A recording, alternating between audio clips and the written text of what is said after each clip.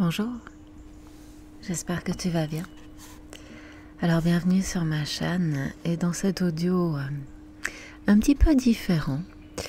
Un audio qui, je l'espère, va te permettre de découvrir quels sont les moments optimaux pour toi en termes d'énergie.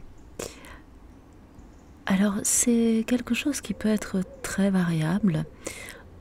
L'énergie n'est pas forcément toujours stable au cours de la vie. Et quand on est dans une période de changement, de transition, eh bien, il peut arriver qu'on se dise c'est bizarre, en général, j'ai plein d'énergie pour faire ça à tel moment, et puis là, j'y arrive pas. Et du coup, on se force à faire les choses et on n'est pas très efficace. Donc, voilà, je vais partager avec toi quelques petites choses, quelques petits conseils pour t'aider à découvrir le rythme qui correspond à ton efficacité maximale et te permettre ainsi d'avoir une vie plus intéressante, plus riche et surtout de prendre du plaisir à faire ce que tu fais. Comme je te le disais, chacun d'entre nous a une nature, un type d'énergie et un rythme qui lui sont propres. Apprendre à les connaître et à les utiliser correctement nous permet d'être plus efficaces et heureux d'accomplir nos tâches quotidiennes.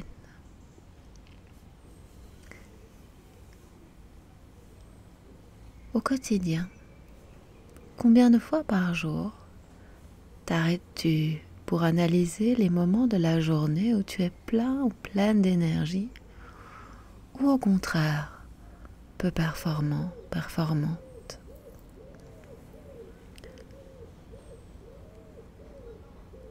Pourquoi courir comme un lièvre si tu as l'énergie de la tortue et inversement?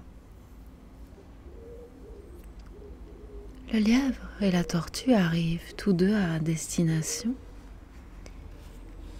mais chacun a son rythme. Et ça ne les rend pas pour autant meilleurs l'un que l'autre.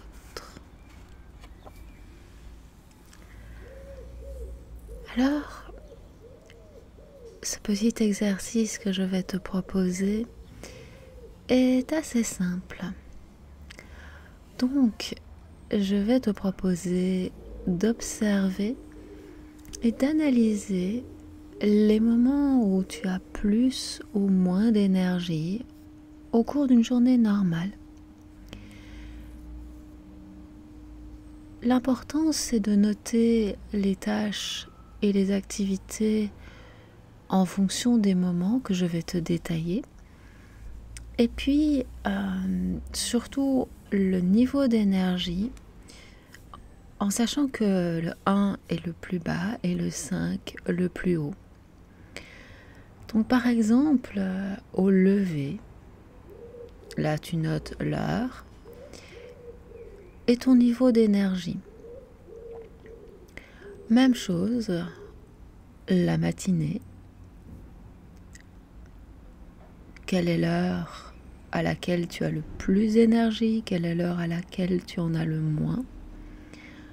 L'après-midi, la fin de journée et la soirée. Alors, j'enregistre dehors, donc il y a des petites manifestations extérieures.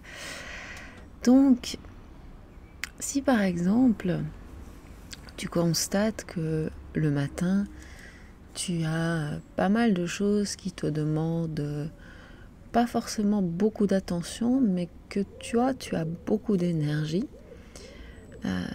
est-ce que c'est possible pour toi de déplacer ou de réorganiser ta journée de manière à ce que ce qui te prend le plus d'énergie puisse être fait le matin, au moment où c'est le mieux pour toi évidemment. Ou à l'inverse, si tu n'es pas vraiment du matin, eh bien, si possible, essaye de planifier des choses qui ne te demandent pas un trop grand effort intellectuel.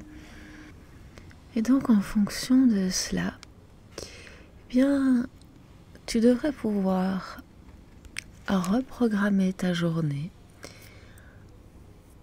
en adaptant tes activités le plus possible en fonction de ton degré d'énergie. Alors au début, ça va te demander un petit peu de planification, raison pour laquelle je te proposais cet exercice. Mais petit à petit, tu vas constater que ça devient assez spontané, assez naturel. Et pour moi, par exemple, qui n'ai jamais vraiment été du matin, je me suis rendu compte que le matin, je peux par exemple faire de l'exercice physique si ça ne me demande pas de réfléchir, mais que j'ai beaucoup plus de mal par exemple à faire quelque chose de structuré. Donc souvent j'essaye de faire mon cardio le matin. Sauf que par exemple, voici un bon mois que je dors assez mal et que forcément le matin j'avais pas vraiment l'énergie pour faire quelque chose d'aussi physique. Et donc j'ai adapté. Et quand je sentais que j'avais l'énergie et l'envie, je faisais mon cardio au moment où je sentais que l'énergie était là. Alors évidemment, si c'est à 17h et que j'ai cours à 18h30, c'est un petit peu chaud. Mais concrètement, j'arrive à réorganiser mes journées en fonction de mon niveau d'énergie. Et je me rends compte que ça m'aide quand même pas mal au quotidien. Maintenant, il faut quand même garder à l'esprit que d'autres éléments peuvent jouer sur ton niveau d'énergie. Par exemple, ton alimentation, l'heure à laquelle tu manges, et comme je le disais tout à l'heure, la qualité de ton sommeil, le nombre d'heures de sommeil et la place que tu fais à l'activité physique et à la détente dans ton quotidien. Tous ces facteurs vont avoir une influence sur toi. Pourquoi ? Parce que, par exemple, ce que tu manges et en fonction du moment où tu le manges va aussi avoir un impact sur toi. Si tu te rends compte que certains aliments que tu consommes te rendent complètement somnolente, et que tu sais que tu vas devoir faire des choses qui te demandent beaucoup de concentration, essaye d'éviter ces aliments-là quand tu sens que ce n'est peut-être pas le meilleur moment. Et de la même manière, si tu as des aliments qui dopent ton énergie physique, par exemple, avant d'aller faire du sport, privilégie évidemment ces aliments. Donc, comme tu vois, c'est un tout, c'est pas juste le niveau d'énergie, c'est vraiment à réapprendre à être en phase avec toi-même. Et évidemment, ça se fait pas en un jour, donc tout ça, ça va te demander un peu d'observation. Donc par exemple, un jour où tu vas être sur ton ordinateur et que tu vas avoir l'impression de piquer du nez, tu peux par exemple noter ce que tu as mangé pour voir si quand tu manges ce que tu as mangé, si ça te fait toujours le même effet. Ou si c'est peut-être lié à l'heure à laquelle tu manges cet aliment, parce que peut-être que si tu manges cet aliment à un autre moment, que ça ne posera aucun problème. Évidemment, tu peux aussi te faire aider d'un ou d'une naturopathe, car ces personnes savent aussi analyser la manière dont tu manges et si c'est optimal pour toi en fonction de ton corps, en fonction de ton mode de vie. Donc comme tu vois, ça va te demander un tout petit peu d'investissement personnel, mais ce qu'il faut garder à l'esprit, c'est que si tu veux vraiment que ça change, eh bien, il faut introduire les changements petit à petit, en commençant par ce qui te semble le plus évident. Et pour ça, il faut observer. Et une fois que tu auras observé, tu pourras petit à petit intégrer ces changements, voir s'ils t'apportent ce dont tu as besoin. Mais j'ai envie de te dire que le plus important, c'est de ne pas oublier que toutes les tâches, tout ce que tu fais au quotidien ne demande pas la même énergie. Et une fois que tu as intégré cela et aussi que ton énergie diffère tout au long de la journée, eh bien, tu vas voir que ta vie va progressivement changer. Voilà. J'espère que ce petit audio t'aura aidé. Si tu as besoin de plus d'informations, tu peux bien entendu me contacter.